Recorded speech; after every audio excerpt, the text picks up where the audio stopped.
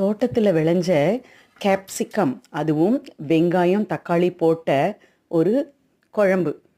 அதாவது நிறைய பருப்பெல்லாம் எதுவுமே ஆட் பண்ணல. அழகாக தக்காளியோடு சேர்ந்த கேப்சிகம் குழம்புக்கு தொட்டுக்கிறதுக்கு கேபேஜ் பொரியல் பண்ணினேன்.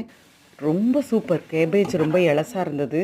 ரொம்ப அழகாக வதக்கி காரமெல்லாம் போடவே இல்லை. ஒரே ஒரு தடவை தாளித்தேன், அவ்வளோதான். லைட் உப்பு போட்டு அழகாக எடுத்து வச்சுருக்கேன். கேபேஜ் அவ்வளோ நல்லது உடம்புக்கு. ஸோ ஒரு ரைஸ் பண்ணி கேபேஜ் பொரியலோடு சேர்ந்து அந்த குழம்பு சாப்பிடும்பொழுது ரொம்ப சூப்பராக இருந்தது. அருமையான குழம்பு. சுட சுட சாப்பாட்டுக்கு கேபேஜ் பொரியலோட எக்ஸலண்ட்டு. இதே போல் தான் கேபேஜ் சேலடும் பண்ண முடியும்.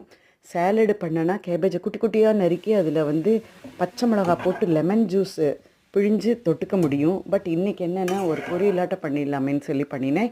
அவ்வளோ டேஸ்ட்டு. சூப்பர் பண்ணி பாருங்கள். எக்ஸலண்ட்.